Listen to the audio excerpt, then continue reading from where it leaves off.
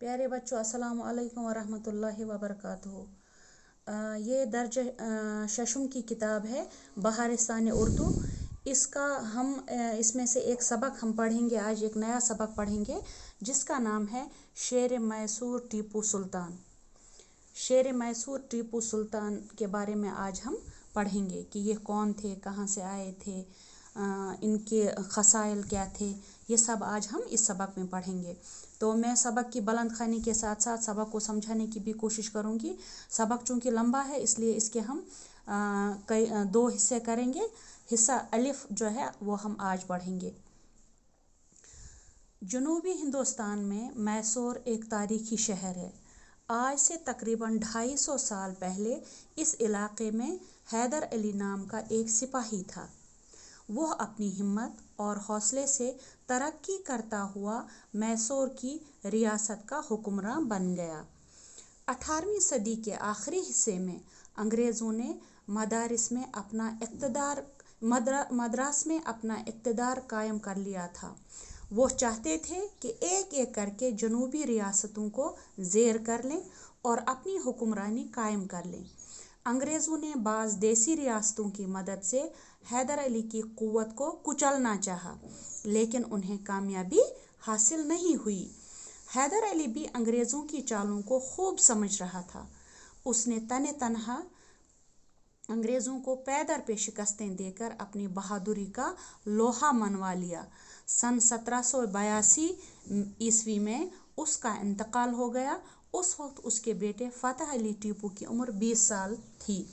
पहले हम ये पहला पैराग्राफ समझने की कोशिश करेंगे कि जनूबी हिंदुस्तान में मैसूर नाम का एक शहर है जो बहुत तारीखी शहर है, बहुत बड़ा शहर है वो, लेकिन तारीख के हिसाब से भी वो जाना जाता है।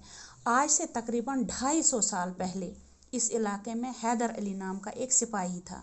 सिपाही एक मामूली इंसान था, लेकिन हिम्मत और हौसले से तरक्की करता हुआ मैसूर की रियासत का हुक्मरान बन गया। यानी बादशाह बन गया। यानी था तो वो एक मामूली सिपाही, लेकिन वो इतना हौसलेमंद इंसान था, इतना हिम्मत वाला था कि वो अपने हौसले और हिम्मत की वजह से उस मैसूर शहर का बादशाह बन गया। 18वीं सदी के आखिरी हिस्से में अंग्रेज़ों ने मद्रास में अपना इक़्तिदार कायम कर लिया था। यानी जब अंग्रेज़ों की हुकूमत यहाँ हिंदुस्तान में कायम हुई थी तो उन्होंने जो है मद्रास में अपना इक़्तिदार, अपनी ताकत कायम कर ली थी। वो चाहते थे कि एक एक करके जनूबी रियासतों को ज़ेर कर लें। ज़ेर करना मतलब काबू करना। उन्होंने मद्रास में अपना सिक्का जमा लिया था।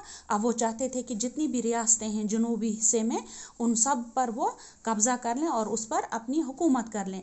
अंग्रेज़ों ने बाज़ देसी रियासतों की मदद से हैदर अली की क़ुव्वत को कुचलना चाहा। हैदर अली चूँकि बहुत ज़्यादा हिम्मत वाला इंसान था, उससे वो लड़ना नहीं चाहते थे, लेकिन बहुत सी तदबीरें करके वो ये चाहते थे कि हैदर अली की क़ुव्वत को कुचला जाए और उससे वो बादशाह छीन ली जाए, लेकिन कामयाबी हासिल नहीं हुई।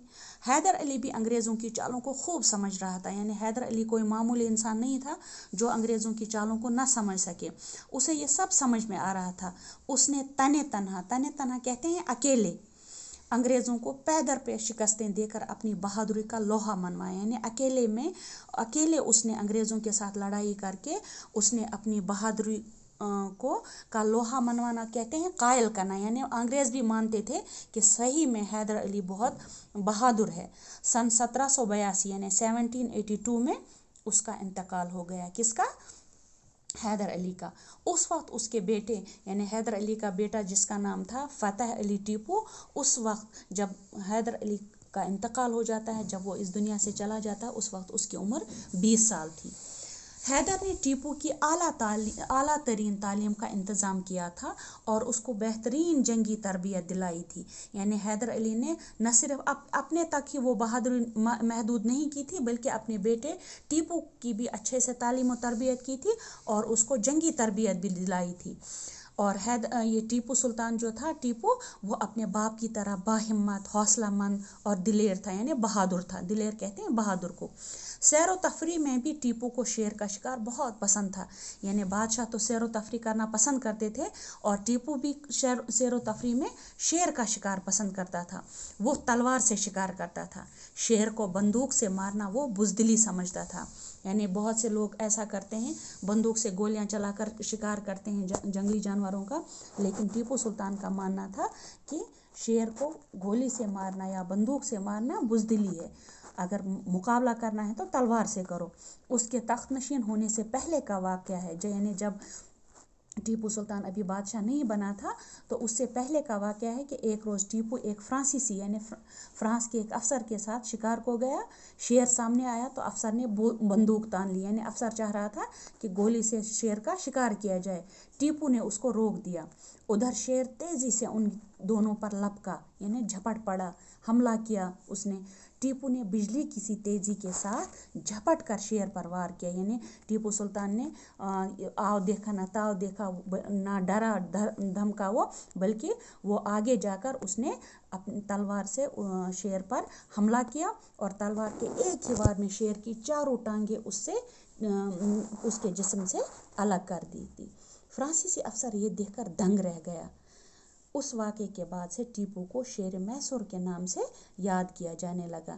یعنی اس واقعے کے بعد جب اس نے تلوار سے شیر کا شکار کیا تھا تب سے ان کا نام جو ہے شیر میسور، یعنی میسور کا شیر کے لقب سے ان کو یاد کیا جانے لگا. ٹیپو اپنے والد حیدر علی کے ساتھ بہت سی جنگوں میں شریک ہو چکا تھا. یعنی اس نے بہت ساری جنگوں میں شرکت بھی کی تھی. جب وہ تخت نشین ہوا تو جنگ کے بادل چاروں طرف چھائے ہوئے تھے. یعنی جب ٹیپو سلطان جو ہے وہ بادشاہ بنا تو اس وقت ملک کی ایسی حالت تھی کہ چاروں طرف انگریزوں کے خطرے منڈلا رہے تھے، جنگ کے بادل چھا رہے تھے پورے ملک پر. انگریز بار بار ریاست پر حملے کر رہے تھے کیونکہ وہ اس ریاست پر یعنی میسور پر وہ قبضہ کرنا چاہتے تھے. لیکن 2 سال مسلسل جنگ کے بعد سن 1784 میں ٹیپو سلطان نے انگریزوں کو اپنی شرائط پر صلح کرنے کے لیے مجبور کر دیا. لیکن ہر بار انگریزوں کو شکست کھانی پڑتی تھی اور آخر کار سن 1784 یعنی 1784 میں ٹیپو سلطان نے انگریزوں کو اپنی شرائط پر یعنی اپنی شرطوں پر صلح کرنے پر مجبور کر دیا. یعنی انہوں نے انگریزوں کو میسور پر حکمرانی کرنے کا موقع نہیں دیا.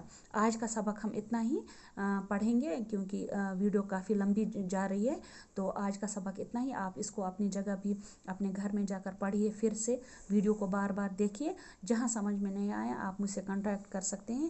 انشاءاللہ ہم اس کا بقیہ حصہ کل پڑھیں گے. تب تک کے لیے اللہ حافظ.